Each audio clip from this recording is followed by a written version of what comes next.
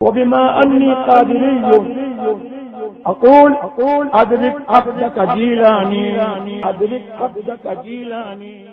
نحمده ونصلي ونسلم على رسوله الكريم. أما بعد فأعوذ بالله من الشيطان الرجيم. بسم الله الرحمن الرحيم.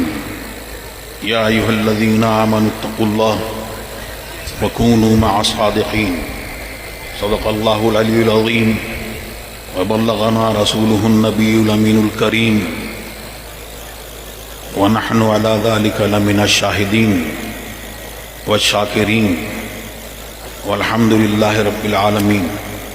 غوث اعظم بمنے بے سر و ساما مدد قبلہ دی مدد کعبہ ایما مدد انتظار کرم تسمن عینی را اے خدا جویو خدا مینو خدا دا مدد. عرض معروض سے قبل آئیے ہمارا سرکار دو عالم صلی اللہ علیہ وسلم کی بارگاہ بے کس پناہ میں درود و سلام کا ہدیہ پیش کریں. اللہم صلی علی سیدنا مولانا محمد وآلہ وسلم. صلاۃ و سلام علیک یا رسول اللہ یا نبی اللہ حبیب اللہ صلی اللہ علیہ وسلم. صلاۃ و سلام علیک یا رسول اللہ. یہ حضور محدث کبیر وہ آپ کو واضح و نصیحت فرماتے، ان کا حکم ہوا، میں کچھ دیر کے لیے میں حاضر آیا. آپ نے علماء کرام سے تقاریر سماعت کی. حضور تاج الشریعہ اور ان کا مقام کیا ہے وہ خوب لوگ جانتے ہیں، اور حضور تاج الشریعہ کی سب سے بڑی کرامت جو ہے وہ استقامت ہے، اور اسی کی تعلیم انہوں نے زندگی بھر دی. یہاں حضرت بھی تشریف فرما ہے، مولانا آفتاب قاسم صاحب دربند سے وہ بھی تشریف لائے ہیں. ایک واقعہ جو انہوں نے تحریر بھی کیا، اور جب میں والد گرامی حضور تاج الشریعہ کے ساتھ میں ہم لوگ ملاوی میں تھے، تو جب وہاں ہم پہنچے تو پہلے ایسا ہوتا تھا کہ لوگ حضرت تشریف لے جاتے، اور طبیعت جب صحیح تھی تو پھر لوگوں کے گھروں میں دعوت ہوتی اور وہاں لے کے جاتے. لیکن جب طبیعت علیل ہو گئی تو پھر وہ لے کے جاتے سب کے گھر پر، تو اس میں یہ کہتے کہ سٹنگ دعا ہے، مطلب یہ کہ گاڑی سے نہیں اترنا ہے. تو جگہ جگہ للانگوے میں جا رہے تھے، تو پوچھا ایک جگہ کہ کہاں پہ ہیں، تو مولانا عاشق صاحب بھی وہاں موجود تھے. انہوں نے کہا کہ یہ بس یہیں پہ ہیں کہ جن کی بیوی آپ کی کرامت ہے. میں نے پوچھا یہ کیا واقعہ ہے، تو جنید بھائی ملاوی میں وہ تھے، تو انہوں نے بتایا علی باپو وہی میزبان ہوتے تھے اس دور میں، بلاتے تھے. تو ان کی پوتی کے بارے میں حضور تاج الشریعہ سے انہوں نے پوچھا، ڈلیوری وغیرہ کا کچھ وقت تھا، کہا کہ آپریشن مت کرانا. پھر حضرت علامہ صاحب اور مولانا آفتاب قاسم صاحب بھی شاید اس وقت ساتھ میں تھے، تو زمبابوے گئے. اب ان کا فون آیا اور انہوں نے فون کیا اور فون کر کے عرض کی کہ حضور دعا کر دیں، ڈاکٹروں نے کہہ دیا ہے، اب اس کی مغفرت کی دعا کریں. اور وہ بچی ختم ہو گئی. حضور تاج الشریعہ نے جلال فرمایا کہ میں نے تم سے منع کرا تھا، تم نے آپریشن کیوں کرایا؟ جب جو ہونا تھا حضور ہو گیا، آپ دعا فرمائیں.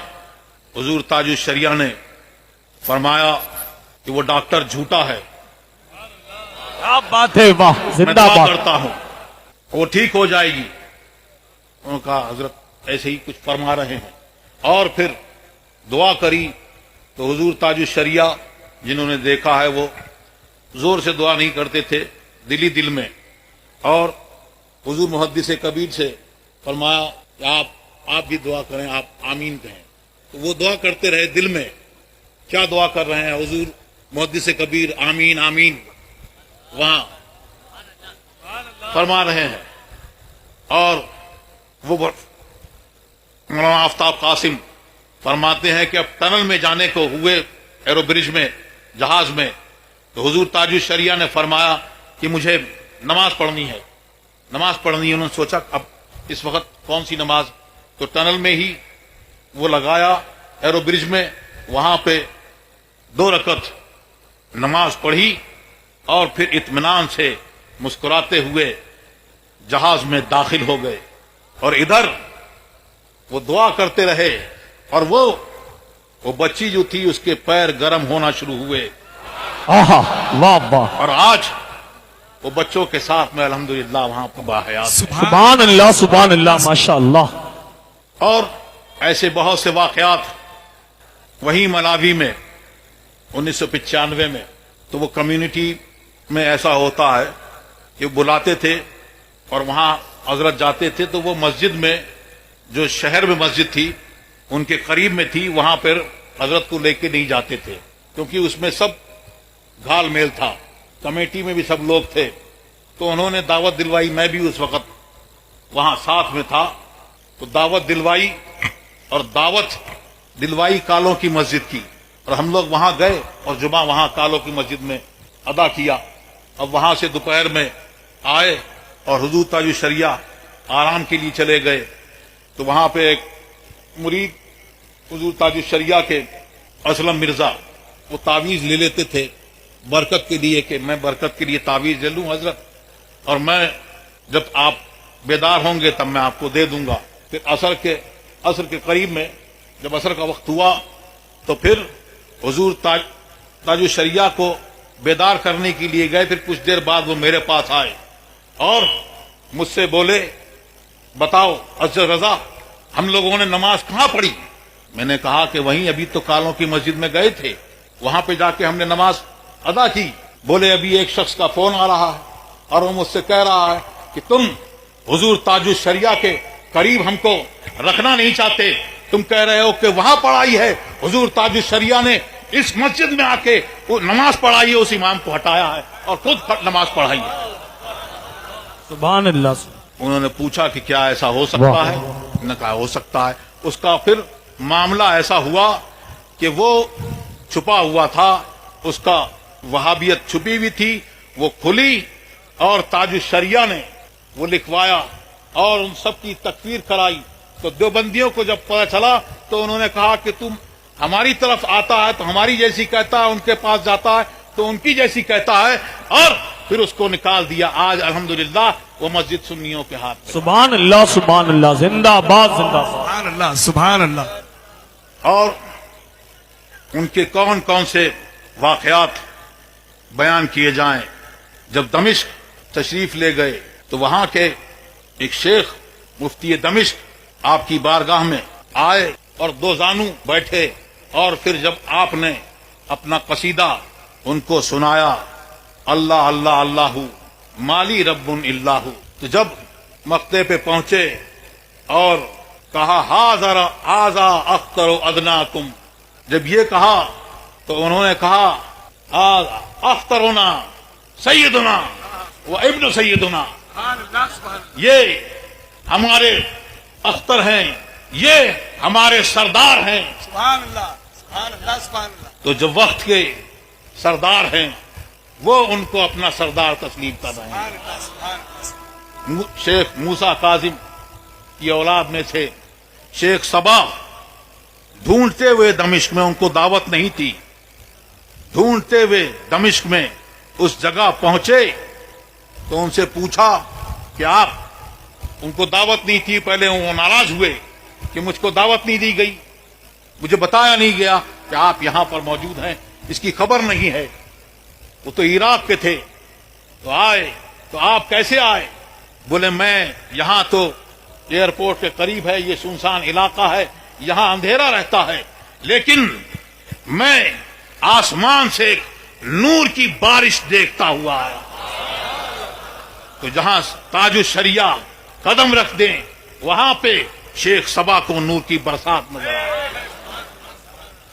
اب میں اپنی زبان میں کیا بیان کروں؟ ابھی میں نے ایک تقریر شیخ بیروت کی مشہور عالم ہیں سید یوسف ادریس الحسنی، جو حضور تاج الشریعہ سے بہت محبت کرتے ہیں، انہوں نے حضور تاج الشریعہ کے بارے میں کیا فرمایا؟ وہ فرماتے ہیں امام اختر رضا خان تاج الشریعہ، اگر آپ ان کو دیکھیں گے کوئی مسئلہ بیان کرتے ہوئے، فقہی مسئلہ بیان کرتے ہوئے اور تحریر کرتے ہوئے، تو آپ گمان کریں گے کہ امام کمال ابن حمام تحریر فرما رہے ہیں. اور اگر آپ ان کو کوئی تفسیر کا مسئلہ تحریر فرماتے ہوئے دیکھیں گے تو آپ کو لگے گا کہ علامہ آلوسی تحریر فرما رہے ہیں. بلکہ اگر علامہ آلوسی ان کو دیکھ لیتے تو ان کی پیشانی کو بوسہ دیتے اور ان کا شکریہ ادا کرتے.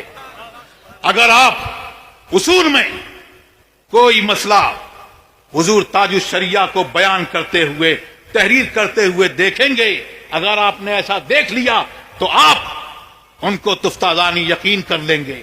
اور اگر آپ ان کو عربی زبان میں اور اس کے فروعات میں کوئی مسئلہ بیان کرتے ہوئے سن لیں گے تو آپ ان کو ابن مالک صاحب الالفیہ تصور کریں گے.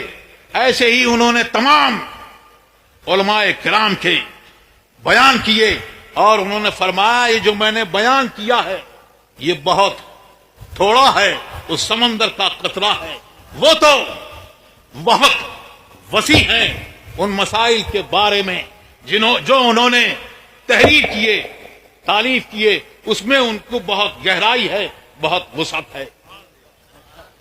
اور وہ فرماتے ہیں تاج الشریعہ کے بارے میں کہ وہ عظیم امام ہیں، وہ جبل شامخ ہیں جن سے ٹکرا کر بدعتیں اپنا دم توڑ دیتی. وہ سفینہ ہیں جو اس پہ سوار ہو گیا وہ نجات پا جائے گا. اور ایسے ہی انہوں نے بہت ساری باتیں حضور تاج الشریعہ کی تعریف میں بیان کی، تو وہ تعریف کیا کی جائے. اور حضور تاج الشریعہ امام سیوطی کے ان کے بارے میں بھی فرمایا کہ وہ بھی اگر کوئی مسئلہ دیکھ لیتے آپ حضور تاج الشریعہ کو بیان کرتے ہوئے حدیث کا، تو آپ ان کو امام سیوطی تصور فرماتے. کیا بات، واہ. تو حضور یہ ہے حضور تاج الشریعہ.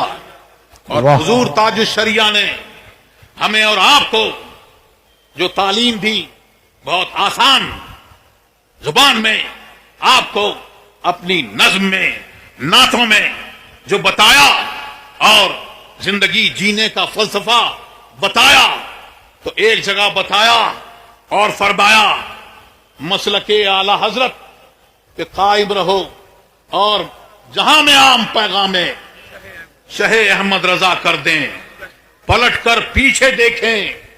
کس کی طرف دیکھیں؟ صحابہ کی زندگی کی طرف دیکھیں، حضرت صدیق اکبر کی زندگی کو دیکھیں اور تمام صحابہ کرام کی زندگی کو دیکھیں کہ ان کی زندگی کیسی تھی کہ سرکار کی محبت میں سب کچھ فنا، نبی سے جو ہو بیگانہ.